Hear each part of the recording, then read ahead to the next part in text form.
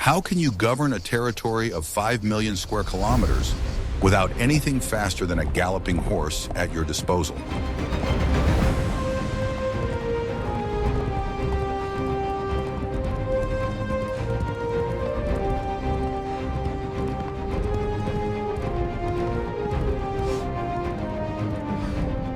Ancient Rome created a control system that was centuries ahead of its time and became the benchmark for state governance.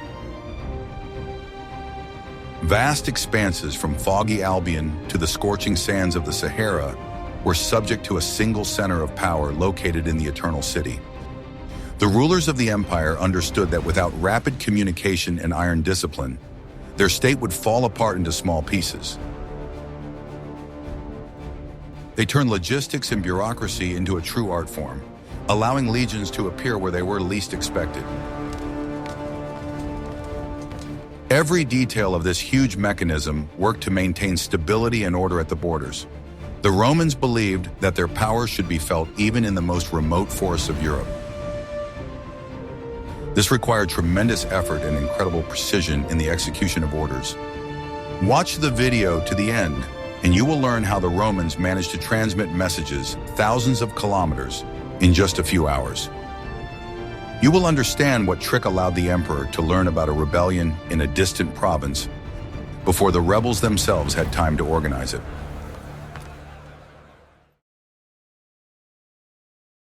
I will reveal the most closely guarded secret of Rome's power, which lay not only in sharp swords, but also in the solid stone beneath the soldiers' feet.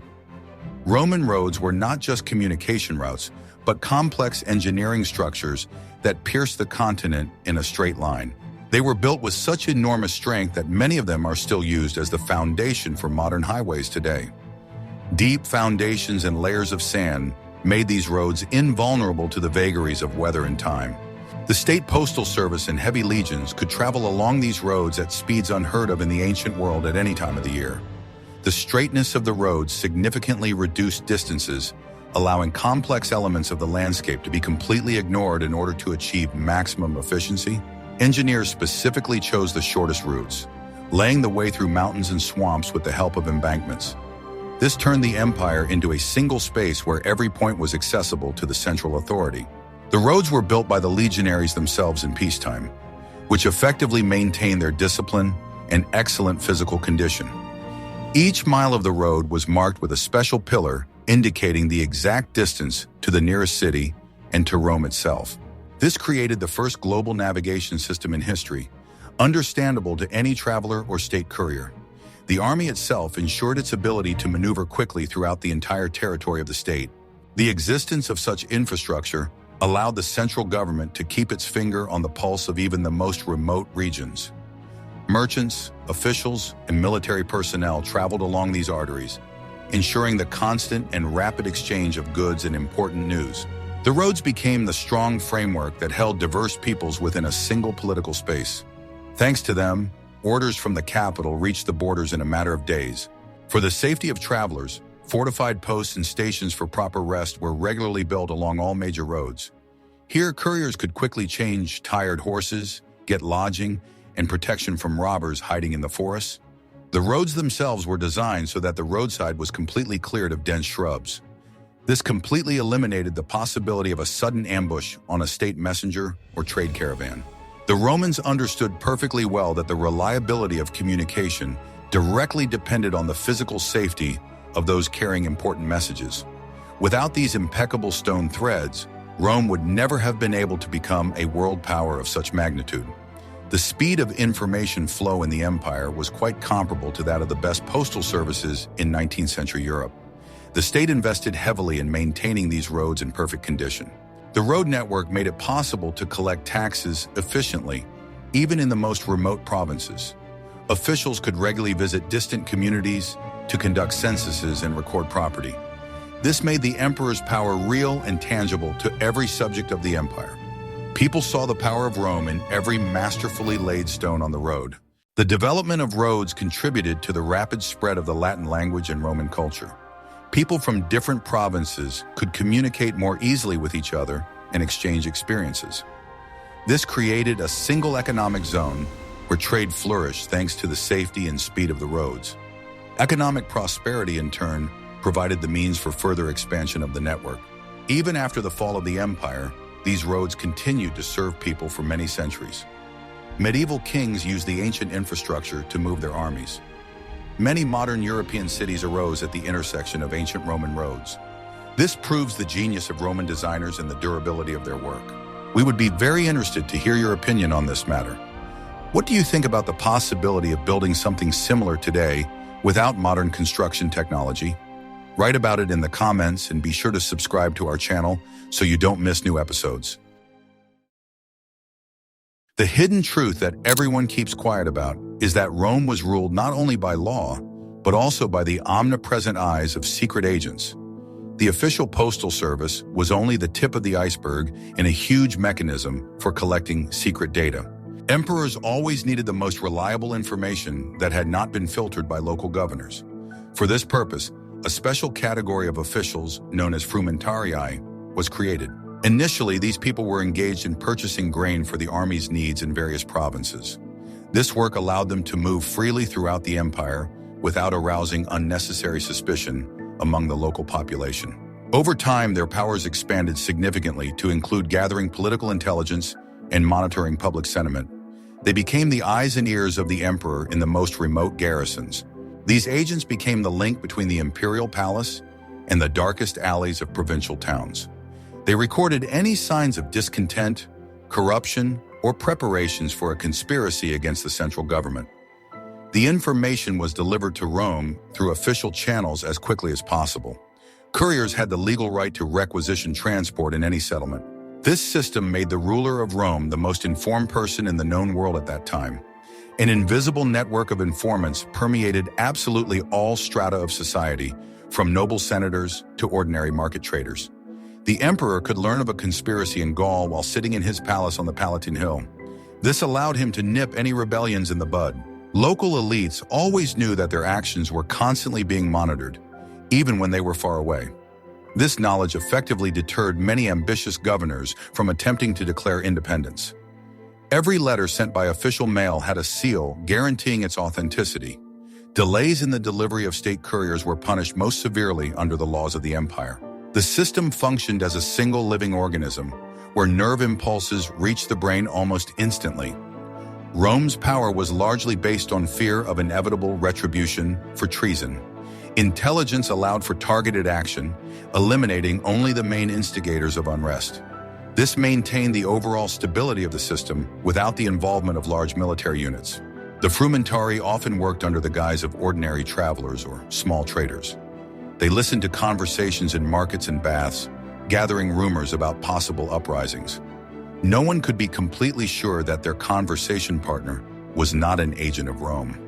This atmosphere of vigilance helped maintain order within cities.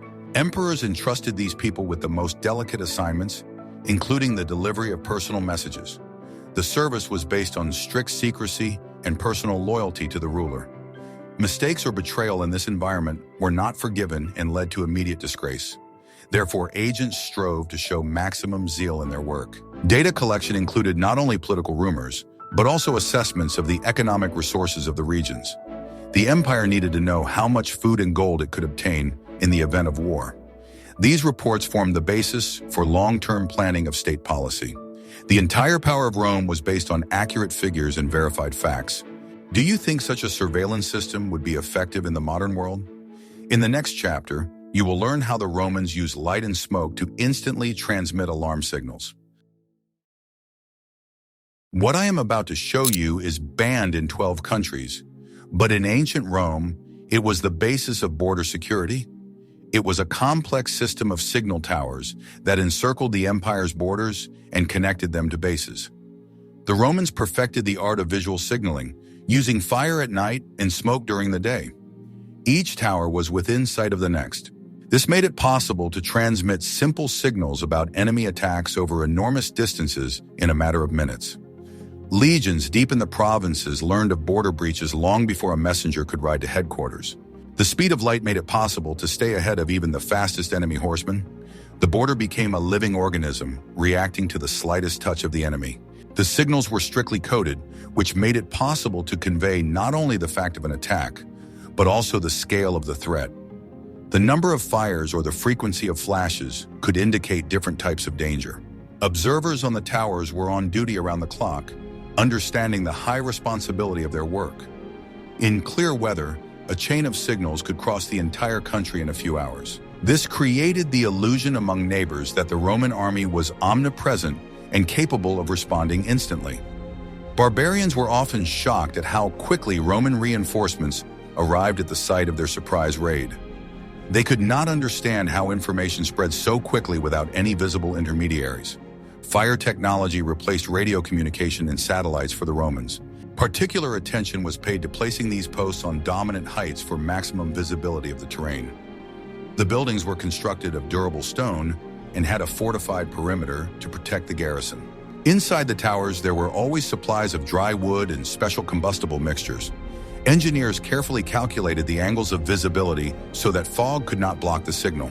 This system was a kind of prototype of the modern internet, operating on photons from an ordinary bonfire.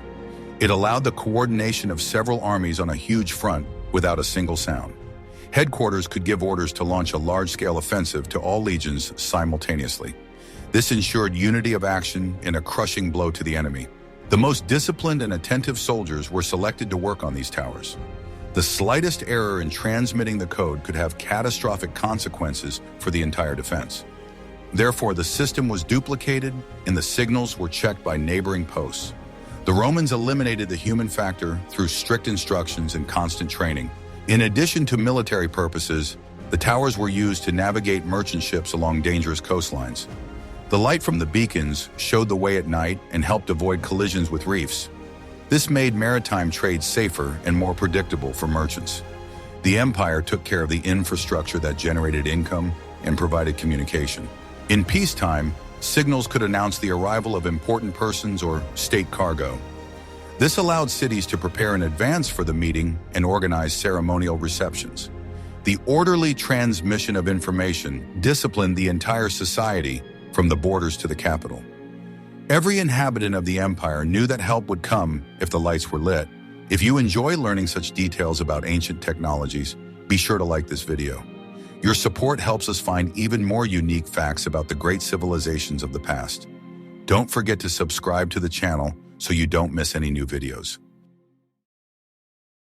Guess how long it took to create a bureaucratic machine capable of processing millions of cases without a single computer? The Romans were literally obsessed with accounting and control, which was reflected in the creation of endless reports. Each province was required to keep detailed lists of all taxpayers and their land holdings. This data was regularly updated and sent to Rome for in-depth analysis. Without such detailed reporting, the administration of such a diverse territory would quickly descend into complete chaos. Bureaucracy became the invisible glue that held the economy together and ensured that the treasury was filled. The emperor had to know the exact amount of resources his state had at its disposal. This allowed him to plan large-scale wars and grandiose construction projects years in advance. The central government issued edicts, which were copied and sent to all corners of the empire for proclamation. The written word had sacred status in Rome, and violating the will of the emperor on parchment was punishable by law. Provincial governors were required to send reports on their activities every few months. These documents were transported in special secure boxes under the protection of horsemen. The capital had huge state archives where the history of the administration of each region was stored. This allowed new officials to quickly get up to speed and continue the policies of their predecessors. The system did not depend on specific individuals, but was based on clear rules and procedures. Rome created the world's first professional school of public administration. The standardization of documents allowed an official from Egypt to easily understand the reports of his colleague from distant Gaul. A single language of administration, Latin, completely eliminated barriers to communication between representatives of different nations. The seals of officials served as a reliable guarantee that an order came from the authorities. Forging such insignia was considered a serious crime against the state. The entire vast empire lived to a single rhythm, set by a powerful flow of paper from the Eternal City. It was the first attempt to create a global information system on simple paper media. Knowledge was accumulated over decades and passed on to subsequent generations of administrators. This is what allowed Rome to survive for so long, despite internal crises. Records were kept even for the smallest details, including the amount of grain in warehouses and the condition of roads. Every complaint from a citizen had to be recorded and reviewed by the appropriate official. This created the illusion of justice and legality in the eyes of ordinary citizens. Faith in the power of documents was stronger than faith in the words of local officials. The state encouraged literacy among the middle class, as it needed thousands of clerks and accountants. Education became a social ladder for talented people from the lower classes. The ability to write a report correctly was valued no less than the ability to wield a sword. This is how a class of administrators loyal to the empire was formed, who had a vested interest in its preservation. Even military reports included not only lists of losses, but also descriptions of the behavior of soldiers. Commanders sought to present their actions in the best light before the imperial court. The paper trail made it possible to control the army from thousands of miles away from the battlefields. Rome's power rested on the tip of a pen, no less than on the tip of a spear. Could modern civilization survive even a single day if all digital media were replaced with paper? In the next chapter, you will learn how the Romans organized food logistics for their giant cities. Sea routes were the second most important element of the management system after the famous roads. The Romans called the Mediterranean Sea our sea, emphasizing their complete control over all its waters. Huge cargo ships carried thousands of tons of grain from Egypt to supply Rome with food.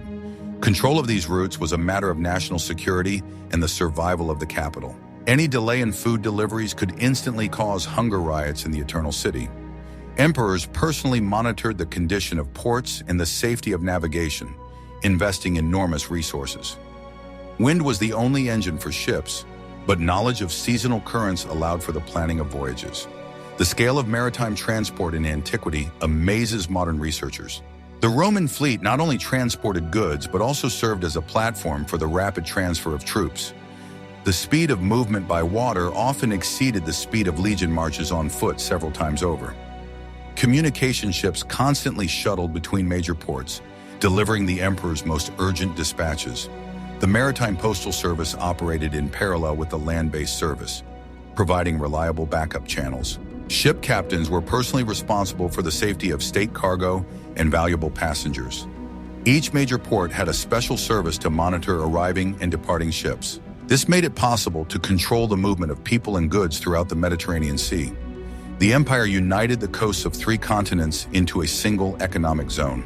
A system of warehouses was built at all key points along sea routes to accumulate strategic reserves.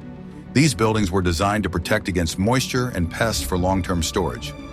Roman logistics allowed for the efficient redistribution of resources between different provinces in times of need. This created a sense of security and belonging to a powerful empire among its inhabitants. Trade routes were reliably protected from pirates by military ships for centuries. Safety at sea contributed to economic prosperity and the free movement of cultural values. The sea became the empire's main thoroughfare, connecting Rome with the richest eastern provinces. It fed, united, and protected the state from external enemies. The port of Ostia became Rome's main gateway, through which millions of tons of various cargoes passed. Thousands of stevedores, guards, and customs officials worked here under a single command. The entire process of unloading and delivering goods to the capital was refined to the point of automatism. The state guaranteed stable bread prices through efficient maritime logistics. Shipbuilding reached its peak during this period, creating vessels of enormous carrying capacity and strength. The Romans used advanced methods of design and hull construction for that time. This allowed them to make long voyages on the open sea, even in adverse weather conditions. Technical superiority on the water ensured political dominance on land. Naval officers underwent rigorous selection and regular training in the art of navigation by the stars. They had to be able to find their way in fog and correctly assess the approach of a storm. The experience of generations of sailors was systematized and passed on to new recruits in special schools. The fleet was the pride of the empire and its reliable support in the struggle for resources. The development of port infrastructure led to the growth of coastal cities and the prosperity of trade. New lighthouses built throughout the empire guided sailors, showing them the way to safe harbors. This was the first attempt in history to establish global control over the planet's maritime space. Rome ruled the seas as confidently as it ruled its land. What happened behind the closed doors of Legion headquarters determined the fate of nations for decades to come. Rome's military hierarchy was built on strict obedience and the transmission of commands throughout the chain of command. Each legion had its own system of staff clerks who recorded every action of the unit. Orders from Rome were delivered to military commanders, who transformed them into specific tactical tasks. Discipline ensured that the will of the center was carried out precisely, even if the commander-in-chief was very far away. This made the Roman army not just a crowd of warriors, but a disciplined instrument of state policy. Within the legion, there were special positions for transmitting visual and audible signals in battle. Standard bearers served as important landmarks for maneuvers in the heat of battle. The sounds of trumpets and horns gave clear commands to attack or change battle formations. There was a strict daily routine in the camps, which was strictly observed throughout the vast empire. This created the predictability and order necessary to manage masses of armed men. Even deep behind enemy lines, the Legion remained part of the overall supply system. Communication officers ensured coordination between different units, preventing possible mistakes in battle. Regular drills and training made the skills of transmitting information completely automatic for everyone. Every morning, commanders received secret passwords and instructions for the day's service. This system minimized the risk of betrayal or sudden disinformation by the enemy. The Legion was a kind of miniature state, capable of functioning autonomously in any conditions. However, it always remained in reliable communication with the center through a system of couriers and signals. Officers were trained not only in combat, but also in the administration of captured territories. The army was the main instrument for spreading Roman order and rules of life. Legion commanders were required to keep detailed logs of combat operations and send them to the emperor. These documents made it possible to analyze mistakes and improve military tactics based on real experience. The authorities could control the actions of generals, preventing their excessive strengthening and possible conspiracies. Information was the main safeguard against civil wars and the collapse of the army. The Legion's logistics included repair shops, field hospitals, and engineering services. All these units operated under a single charter, approved in Rome many years ago. Uniformity made it easy to replace departed specialists with personnel from other units of the empire. The military machine worked without a hitch thanks to the standardization of all processes and commands. Orders were transmitted at night using special torches and passwords that changed daily. Soldiers on duty knew that any mistake in communication would be punished severely. This maintained the highest level of vigilance throughout the entire campaign. The Roman army never slept, always remaining ready to receive new orders. Engineering troops could build a fortified camp capable of withstanding a long siege in a single night. This required perfect coordination of thousands of people without the use of loud voice commands. Each soldier knew exactly his place and task in the overall construction plan. Such coordination amazed the imagination of opponents and ensured victory even before the battle. Do you think modern officers could command troops with only trumpets and banners? In the next chapter, we will examine the role of a single currency in managing public opinion and the economy. The Roman monetary system not only served an economic function, but also served as a propaganda tool. Each coin was minted with the portrait of the reigning emperor, allowing subjects to know their ruler. In an era without newspapers, this was the only way to convey the image of authority to millions. The reverse side of the coin was often used to communicate great victories or new laws. Thus, every trade agreement or salary payment became a cession of state loyalty. A single currency ensured transparency in taxation and ease of payment across the vast territory of the state. Mints were strictly controlled, which prevented chaos in monetary circulation. The metal content of denarii was a reliable guarantee of trust in the ruler's word. When the emperor wanted to mark the beginning of a new era, he issued a special series of new coins. These metal discs traveled from hand to hand, spreading news faster than official heralds. People in Gaul learned about the triumph in Judea just by looking at their change. This created a unified information field where everyone felt the power of the imperial machine. Control over the issuance of money allowed Rome to influence the economies of all territories dependent on it. Local leaders quickly lost the right to mint their own coins, which symbolized their complete subjugation. Taxes were collected in imperial currency, forcing the population to participate in common market relations. Coins became a kind of chronicle of the empire, forever engraved in durable metal. Even the most illiterate peasant understood the meaning of the symbols depicted on the money in his wallet. It was the most ambitious campaign to promote a state brand in human history for centuries. Coins served as a reminder of who brought peace and prosperity to this land. The power of Rome was palpable in every gold aureus or silver denarius. Inflation and coin debasement in later periods immediately affected the stability of the entire state system. The people lost confidence in the ruler if the money depreciated and lost its former value.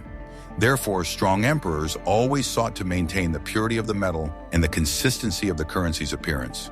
Money was a measure not only of goods, but also of the stability of Rome itself. The images on the coins were carefully selected by the best artists and ideologists of that distant time. They could depict the goddess Victoria, symbolizing victory, or the Colossus of Rhodes as a wonder of the world. Each image carried a specific message about Rome's cultural and military superiority. Coins were like little posters that people carried in their pockets every day. Collecting taxes using a single currency simplified the work of a huge apparatus of financial officials and accountants. The state could accurately calculate its income and expenses in units that were the same for everyone. This avoided disputes over the value of local goods when settling accounts with the central treasury. Financial unity was the key to the political longevity of this great and powerful empire. The appearance of a new face on a coin signified a change in power and the beginning of a new political program. People carefully studied the facial features of their ruler, trying to guess his character and future deeds. The portraits on the coins were idealized, emphasizing the divine wisdom or military prowess of the leader. This is how a cult of personality was formed, uniting millions of people around one person. The use of coins as a means of communication was a brilliant move by Roman rulers for centuries. It allowed them to bypass language barriers and convey information to the most uneducated segments of the population. Metal lasted longer than parchment and reached places that government couriers rarely visited. Economics and propaganda worked hand in hand for the greatness of the Eternal City. Roman administration was based on creating a comfortable living environment for all citizens of the vast empire. Each new city had standard facilities: forums, baths, magnificent amphitheaters, and long aqueducts. This made life in the provinces similar to life in Rome itself, which contributed to assimilation. The availability of clean water and entertainment reduced the risk of social unrest and popular uprisings. The rulers understood that a satisfied citizen was much less inclined to rebel against the existing order. Cities became strongholds of civilization, from which Roman influence spread to all rural areas. Amphitheaters were used not only for entertainment, but also for important announcements of state significance.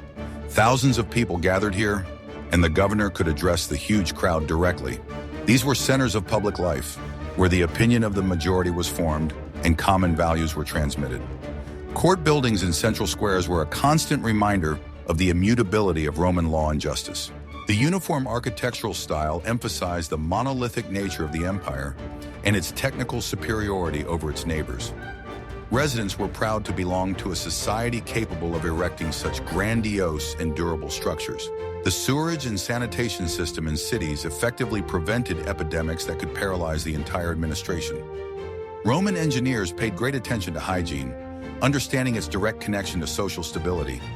Aqueducts that delivered water for tens of kilometers were a symbol of the triumph of human reason over nature. Control over water gave the authorities additional leverage over private individuals.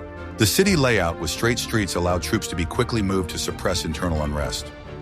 All elements of the urban environment were aimed at maintaining order and the functioning of the government apparatus. Rome built cities as fortresses of comfort that maintained the loyalty of the population better than any walls. Civilization was the empire's main weapon in the struggle for the minds and hearts of the people. Public baths or thermal baths were places where people of all classes could socialize and discuss the news. The state controlled these spaces, using them to spread the necessary information and rumors. Official announcements and copies of new imperial decrees were often posted in the baths for public viewing. This kept the citizens well informed about the affairs of the entire vast state Markets were built according to a single model, which facilitated trade and the collection of duties by government officials. Order in trade prevented conflicts between merchants and ensured a stable supply of goods to cities. The state acted as a guarantor of fair weights and measures, which inspired confidence among the common people. The economic activity of the townspeople was the basis for the prosperity and stability of the entire Roman system. Libraries and schools opened in large cities trained personnel for local administration and courts. Education in Latin created a unified intellectual class loyal to the values and traditions of Rome. Young people from the local elites sought to obtain Roman citizenship and pursue careers in the capital. In this way, the empire incorporated the best representatives of the peoples and tribes it had conquered. Roads within cities were paved with stone, ensuring cleanliness and ease of movement in all weather conditions. Lighting the main streets at night increased safety and reduced crime in cities. The city guard kept order, preventing fires and fights in densely populated residential areas. Order on a small scale was the key to order on the scale of the entire vast and powerful state. The construction of such cities required huge investments, which paid off in terms of stability and taxes. Rome did not simply conquer lands, it transformed them, creating a new reality for millions of people. Those who had become accustomed to the benefits of civilization no longer wanted to return to their former barbaric way of life. Infrastructure was the invisible cement that held the Roman world together. Roman law became the solid foundation on which the empire's power rested for centuries. A single set of laws guaranteed the predictability of court decisions and the full protection of citizens' property rights. People could go to court and expect a fair trial based on the facts. This created trust in state institutions and stimulated the development of international trade within the empire. Roman lawyers developed a complex system of contracts and inheritance rights that is used in many countries today. Judges were appointed from the center or selected from among the most respected citizens who had undergone training. The practice of appealing to the emperor himself was the highest guarantee of justice for all provincial residents. This right protected every citizen from the arbitrariness of petty local officials. Legal documents were drawn up in Latin and kept in archives so that decisions could be challenged. Procedures were standardized, allowing a lawyer from Rome to easily practice anywhere. Laws regulated everyday life, from building houses to rules of family inheritance. This created a sense of order and security that was unavailable to peoples outside the empire. Local customs were often integrated into the system if they did not contradict the basic principles of the state. This avoided unnecessary conflicts with conquered peoples and made the process of integration smoother. The Romans did not impose their laws by force where it was possible to negotiate and find a compromise. However, in matters of security and taxation, Roman law was strict and uncompromising. The legal literacy of the population was surprisingly high for that time in cities and villages. Many disputes were successfully resolved in courts rather than by brute force or weapons. This was the first attempt to create a global legal space based on rules that were the same for everyone. The law was above the ruler, at least in theory and in judicial practice. Lawyers played an important role in public life, helping citizens defend their legal interests. The court speeches of famous orators were recorded and distributed as examples of logic and eloquence. This contributed to the development of critical thinking and respect for the process of proving guilt or innocence. Justice was a public process that could be observed by all interested citizens. The system of punishment was strictly regulated, which ruled out random or excessively harsh sentences by judges. Citizens had special privileges that protected them from corporal punishment without a special decision by the highest court. This emphasized the high status of Roman subjects and their connection to the great protective state. Equality before the law within the framework of civil status was the greatest achievement of that era.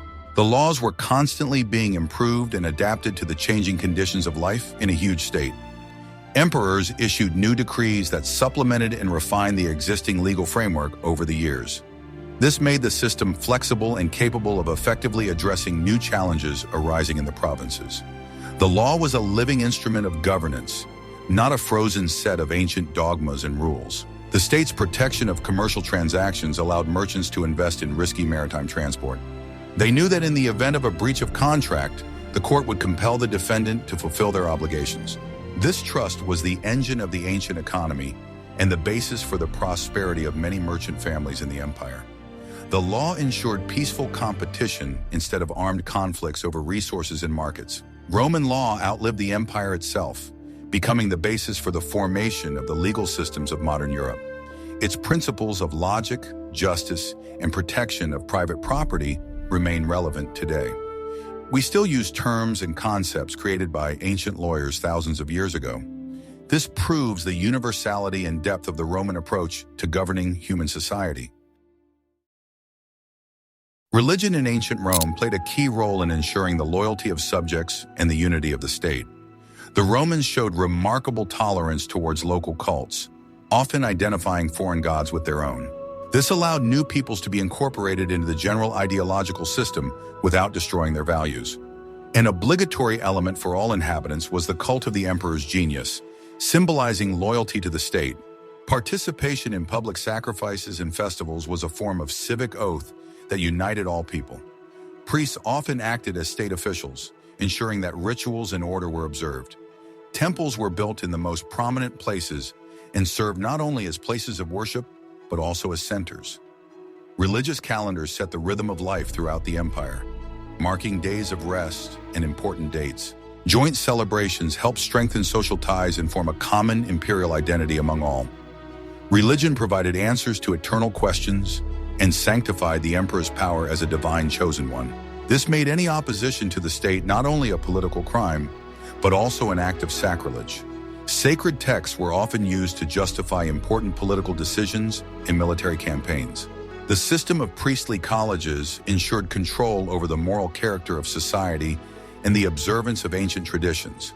The influence of religion permeated all spheres of life, from family rituals to the passing of laws in the Senate. The Romans believed that the success of the state depended on the favor of the gods, which had to be maintained. This collective agreement with the higher powers created a powerful psychological incentive to serve the homeland. Even in times of crisis, belief in Rome's destiny as an eternal city helped to maintain unity. Religious policy was a subtle instrument of soft power, allowing the empire to be maintained without the constant use of force. The gods were the emperor's allies in maintaining peace and order throughout the land. Faith united people where laws and roads might prove powerless. Roman festivals were grand events that distracted people from their daily worries and the difficulties of life. The state generously funded these celebrations, understanding their importance in maintaining the good spirits of the masses. Religion was inextricably linked to patriotism and pride in the achievements of their great people. Each ritual reminded citizens of their connection to their ancestors and the glorious past of Rome. Local deities were often given Roman names and included in the general pantheon of gods of the empire. This created a sense of spiritual kinship between different peoples living under the rule of one emperor. Religious conflicts were rare as long as the foundations of state security and loyalty to the throne were not affected. Flexibility in matters of faith was the key to the longevity of the imperial system of controlling people's souls. Priests were engaged not only in rituals, but also in predicting the future based on observations of nature. These predictions often influenced the timing of important state affairs or wars. Belief in fate and divine protection gave soldiers courage in battle and fortitude on campaigns. Religion was a powerful moral backbone of the entire complex and multifaceted Roman civilization.